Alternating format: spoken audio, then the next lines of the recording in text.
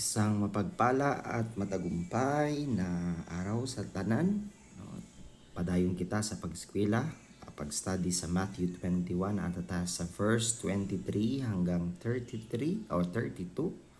At ang title ng mensahe nato ay Coram Deo o Coram Mundo. So ano ba ang ibig sabihin ng Coram Deo at Coram Mundo? No? Kinsa ang imong gipahimuot? No? Kinsa man ang gusto nato hatagan og dungog og himaya sa atong kinabuhi? Ang Diyos ba o ang tawo? Dito po sa verse 23 hanggang 32, si Jesus, no, na siya'y example sa duwa nga tawo nga nag ingon nga oo pero dili naghimo o nagsunod, at naapoy nag-ingon sila nga dili pero nagsunod, no? Ang illustration na ito, mga igsuon, nga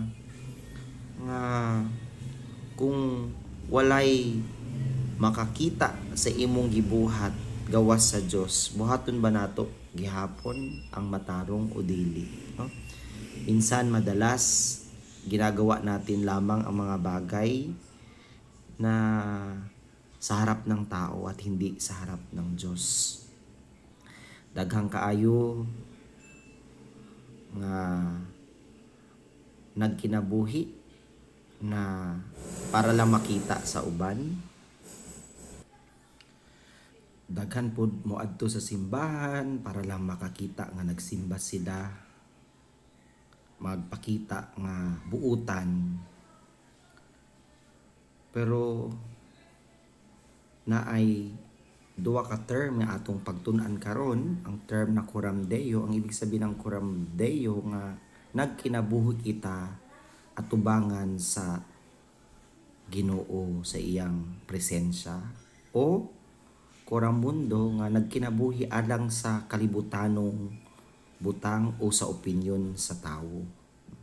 Kung sa may pasabot ani diri sa verse 23 to 27, una, ang Coram Deo ay nagkinabuhi alang sa pagdayeg para lang sa tawo o sa sanlibutan.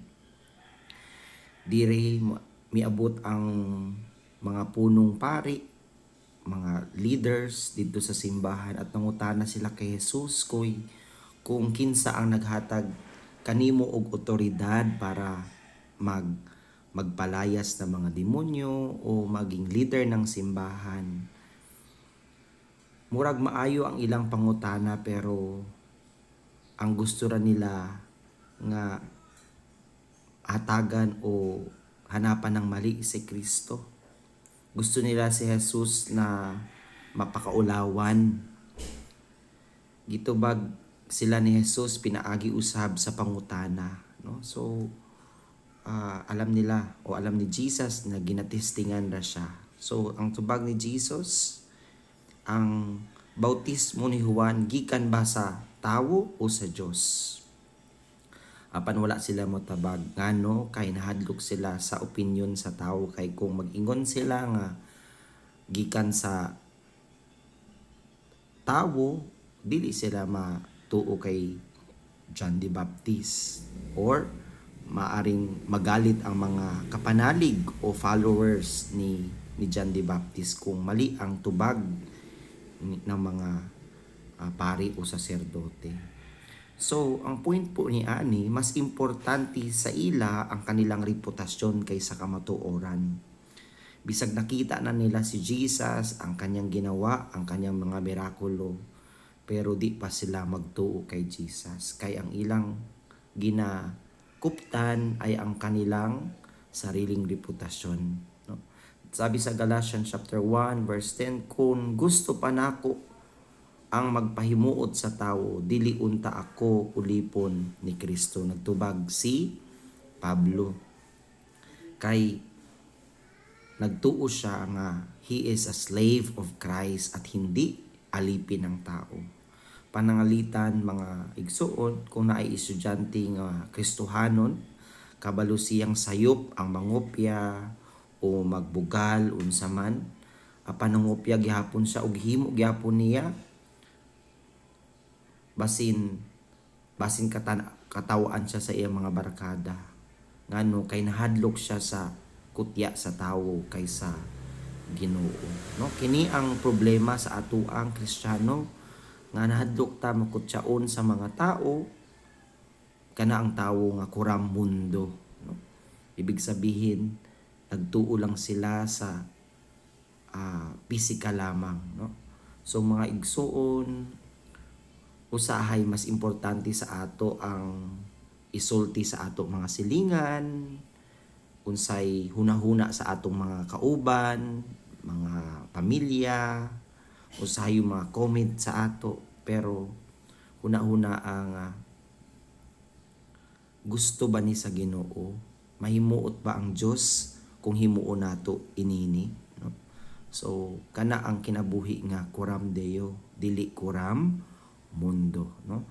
Point number 2, ang kuram Deo ay nagsugod sa tinud-anay nga paghinulsol og pagtuman. Verse 28 to 32 nag-ingon na nagsugilon si Jesus sa parabola sa duha ka anak, no? Ang unang anak nitubag siya, dili ako, apan sa ulahi naghinulsol siya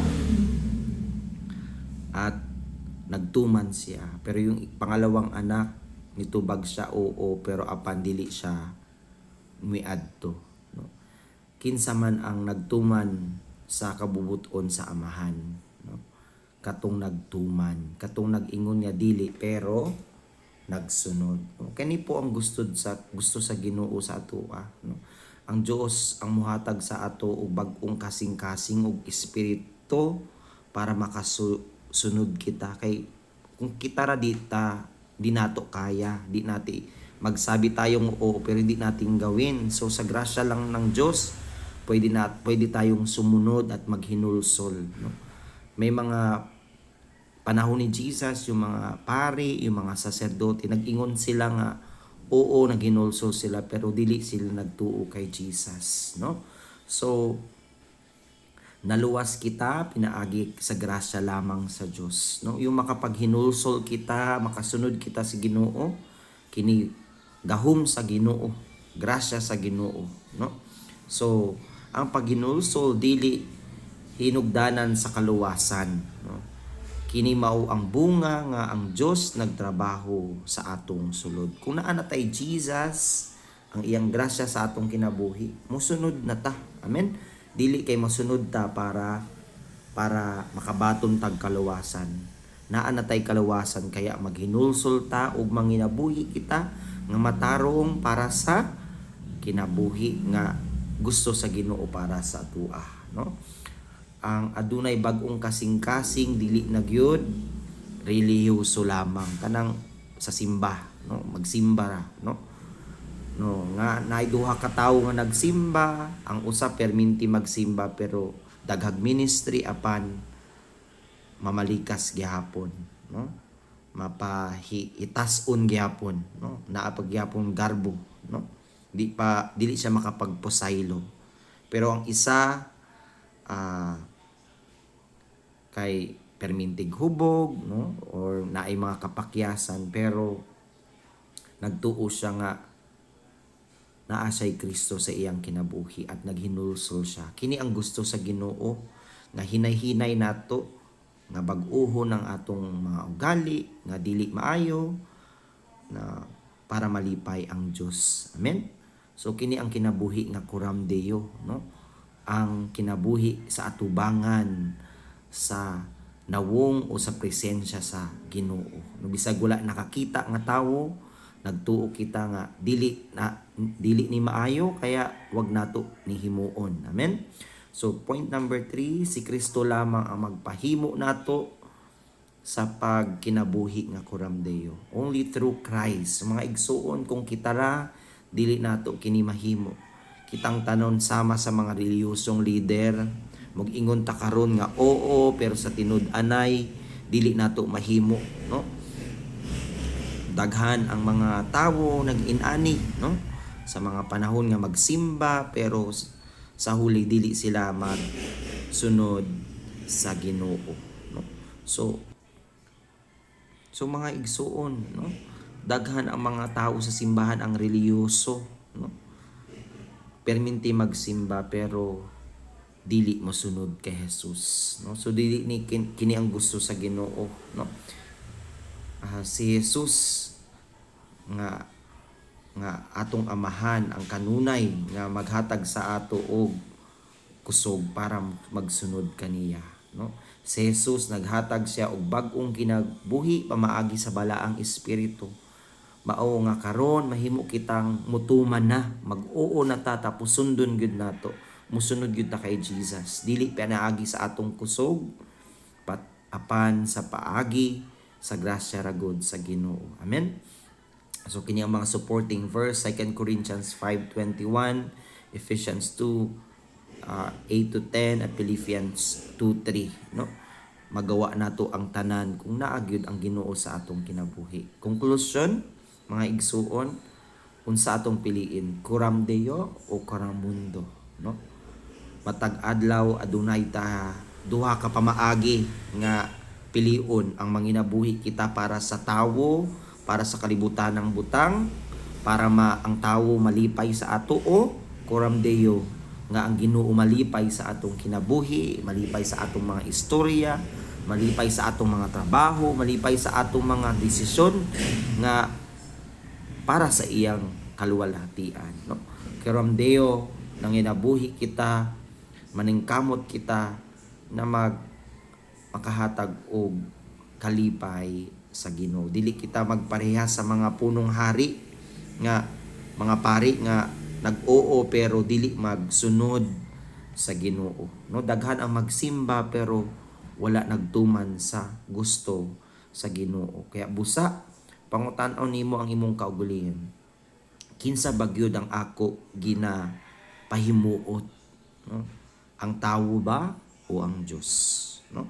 Kung kini ang ako desisyon, kung ako mag-eskwela, kung kini ako magplano, kini ba para sa tawo o sa dungog nako o sa dungog sa Ginoo? Ayaw pinangabuhi alang sa mga temporaryong mga palakpak nga wow, ang talino niya, ang galing niya, masipag siya, hindi ganon. Pero ang kinabuhi nga, wow, ang Ginoo kauban niya sa iyang kinabuhi. Ang Ginoo gyud ang iyang pangalan, ang mataas dili ang ato. Amen. Kana ang kuram Deo, no? Ang kuram mundo unsay iyang ingnon, unsay isulti nako sa mga tao. Pero ang kuram Deo unsay iyang pangutana, mahimuot ba ang Dios sa akong gihimo, no? Malipay ba ang Ginoo? So piliun gyud nato ang tingog sa Ginoo dili sa kalibutanong tingog, maminaw kita sa pulong sa Ginoo. Amen. So kuram Deo o kuram mundo. God bless you, brothers and sisters.